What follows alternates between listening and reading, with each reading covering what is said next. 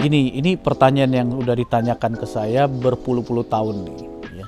Dan kebetulan saya sudah punya pengalaman bantuin hampir 17 jutaan anak-anak Indonesia untuk dapat kerja. Jadi valid nih, ya, penting nih teman-teman. Dicamkan dengan baik anak-anak muda. Gini, kita pecah dua ya. Yang pertama adalah kamu sudah melamar tapi tidak dipanggil interview. Itu yang pertama ya. Yang kedua adalah sudah dipanggil interview, habis itu tetap nggak dapat kerjaan, di ghosting misalnya. Dua itu ya masalahnya ya. Jadi kalau dua ini kamu lewatin, pasti kamu udah dapat kerjaan pasti itu ya.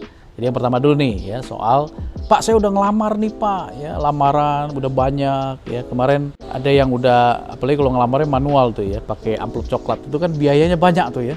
Nah udah melamar tapi kok nggak dipanggil-panggil. Itu problemnya ada di resume kamu, CV kamu ya.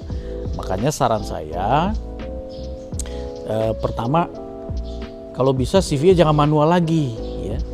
Jadi kalau teman-teman melamar ke perusahaan yang masih menggunakan CV manual ya, mungkin perlu dikonsider ya. Karena hari ini udah ada begitu banyak platform informasi lapangan pekerjaan yang kamu bisa gunakan instead of manual pakai amplop coklat itu ya. Jangan-jangan kalau perusahaannya masih pakai amplop coklat ya, itu bukan perusahaan yang bagus tuh buat kamu berkarir ya. Karena hari ini perusahaan udah makin maju ya, udah makin canggih ya. Oke, itu yang pertama ya. Jadi isunya di resume ya. Pertama tadi tipsnya adalah consider untuk melamarnya menggunakan CV yang sudah lebih enhance ya, jangan manual lagi ya. Kedua adalah tentu format penulisan CV kalau CV tersebut masih perlu ditulis gitu. Yang ketiga, ini penting nih buat teman-teman, adik-adik yang ada di Indonesia yang lagi nyari kerja. CV sekarang itu sudah bermutasi menjadi yang kami sebut dengan video resume. Ya. Nah ini penting nih teman-teman. Ya, daripada tadi bikin CV yang pakai ilmu copy dan paste tadi, ya, pinjam punya teman, ganti nama, ganti ini, atau dicetak lagi manual, masukin amplop coklat. Lebih baik kamu download job seeker apps ya, ada di Google dan juga di iOS yang mengguide kamu dalam membuat video resume ya. Dan di dalam video resume ini intinya gini, kamu tunjukin kepada dunia kamu tuh bisa kerja apa gitu. Udah itu aja ya. Contoh misalkan ya, saya mau kerja jadi barista. Saya rekam ya keahlian saya dalam meracik kopi. Saya tunjukin mungkin sertifikat saya ikut pelatihan barista dan lain-lain. Saya upload sertifikat. Nah itu kalau kamu lakukan dari research kami, tingkat keberhasilan kamu 30 kali lebih cepat daripada manual tadi. Daripada melamar di job portal tadi. Daripada ikut job fair dan sebagainya. Nangkap ya teman-teman ya. Jadi itu poin pertama tuh. Kalau kamu udah lamar tidak dipanggil-panggil, itu masalahnya di CV kamu ya. Oke, now sekarang poin kedua ya. Isunya udah melamar, udah dipanggil tapi di ghosting, nggak dipanggil-panggil lagi ya, tidak ada kelanjutannya ya. Nah, itu straightforward, isunya adalah di fase interview kamu ya. Nah, ini saya kasih tips yang langsung straightforward ya.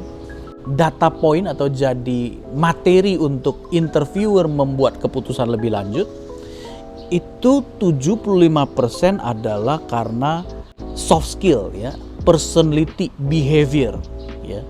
Nah, ini penting nih adik-adikku bocil-bocil zaman now ya.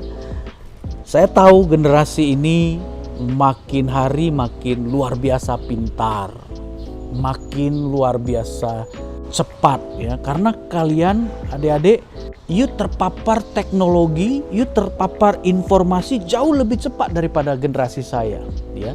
Saya ini genial ya, on the way millennial ya, awal-awal millennial generasi saya. Itu membuat apa-apa jadi instant. Sehingga kalau kita tidak jeli ya, kita suka ngegampangin ya. Nah, kembali ke tadi ya. Pak, soft skill apa, behavior apa yang ngaruh sampai saya kok di ghosting ya. Contoh ya, kalau interview janganlah telat ya. Kalau interview jam 10, kamu datanglah 1 jam atau setengah jam lah paling nggak sebelumnya. Karena kan you nggak tahu di perusahaan itu prosedurnya seperti apa. Jangan-jangan mesti isi form lagi atau ada tes atau apa ya. Jadi datang early. Nah ini penting datang early ya. Hari ini ya generasi milenial ke bawah, Gen Z ya suka ngegampangin ya. Interview jam 10, datangnya jam 11. Kadang-kadang nggak datang, nggak bilang juga gitu. Ketika dikonfirmasi ya nggak dijawab ya, lebih milih mager ya daripada ngurus gini-gini ya. Nah ini bahaya nih, ini bahaya sekali buat adik-adik semua ya, karena semua informasi tersebut hari ini terekam. Makin kamu buat itu ya, profil kamu makin tidak dilirik, bahkan cenderung ada beberapa di blacklist sama perusahaan ya. Jadi ini penting sekali, teknologi udah memungkinkan itu terjadi.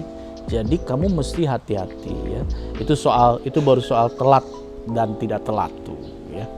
Terus apalagi persiapan ya. Udah tahu interviewnya di perusahaan yang misalkan 10 perusahaan terbesar gitu ya, itu pasti formal kan, datangnya ya nggak mandi dulu, nggak sikat gigi, pakai baju asal-asalan, atau bekerja di perusahaan perhotelan ya, tetapi dandanannya kucel gitu. Atau mau jadi graphic designer ya, orang kreatif tapi dandanannya pakai jas kayak orang mau ke pernikahan. Ya. Nah itu mesti di-matchingin, persiapan ya. Pak belajar dari persiapan, nggak usah ribet-ribet guys. Googling aja banyak banget ya teman-teman kita, adik-adik kita, ya kakak-kakak kita yang memberikan tips bagaimana dress code dalam menghadapi interview. Ya, itu baru tadi ya, disiplin waktu, persiapan. Oke, now mesti role play kalau bahasa saya yang ketiga ya, latihan interview. Kira-kira you bakal ditanya apa nih? You udah siapin dulu. Ini valid nih guys ya, penting nih. Rata-rata yang bertanya topik ini ke saya ya, yang curhat, Pak saya udah interview 1000 kali, di ghosting semua, susah banget hidup ya Pak ya. Rata-rata 3 hal ini tuh nggak dikerjain ya. Jadi itu kayak gini, Pak saya mau sukses tapi bangunnya siang-siang, nggak mau kerja ya, lalu di akhir bulan aduh sedih sekali ya, nggak apa-apalah ya, indah pada waktunya, Tuhan pasti mengerti ya. Ada jawaban nanti di belakang, bocil lu pikir Tuhan bandar togel gitu, mau kaya kerja gitu. Itu joke ya di satu platform yang suka kita lihat itu. So sekali lagi teman-teman, rata-rata yang fail adalah tidak melakukan hal kayak gitu. Bayangkan ya, kita balik nih, adik-adik, teman-teman semua jadi interviewer, jadi HR. Saya kandidat, saya tidak telat ya. Ketika saya tidak mengerti, saya bertanya dulu, maaf nanti ketemu siapa ya. Lalu saya menyiapkan diri saya tidur cukup, saya dress dengan baik. Ketika sampai, saya bicara dengan baik ya.